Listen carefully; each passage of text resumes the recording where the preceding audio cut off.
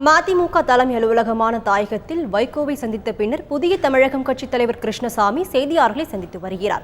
அதன் நேரடி காட்சிகளை தற்போது பார்க்கலாம். எனது நீண்ட நெடுநாளைய நண்பர், அன்பு சகோதரர்,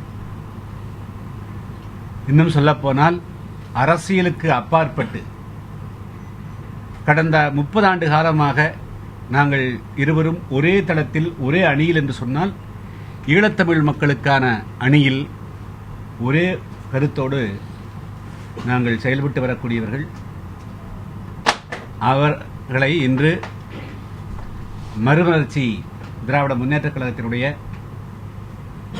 அலுவலகமான தாயகத்தில் இன்று அவர்களை காலையிலே சந்தித்து ஏறக்குறைய 3/4 மணி நேரத்துக்கு மேலாக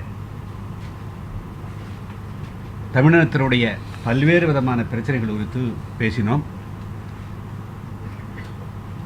தமிழ் மக்களை காப்பாற்றுவதற்கும் தமிழ் இனத்தை காப்பாற்றுவதற்கும் ஒரு பரந்துபட்ட ஒரு ஒருங்கிணைப்பு அவசியம் என்பதை அவர்களும் மனப்பூர்வமாக ஏற்றுக்கொண்டு அதற்கு முழு ஒத்துழைப்பு கொடுப்பதாக சொல்லியிருக்கிறார்கள். என்றால் அண்மையிலே ஆந்திராவிலே 20 தமிழர்கள் ஆந்திர காவல்துறையால் சுட்டுக் கொல்லப்பட்ட பொழுதும் கூட தமிழகம் முழுமைக்கும் ஒரு பேரெழுச்சி வந்திருக்க வேண்டும்.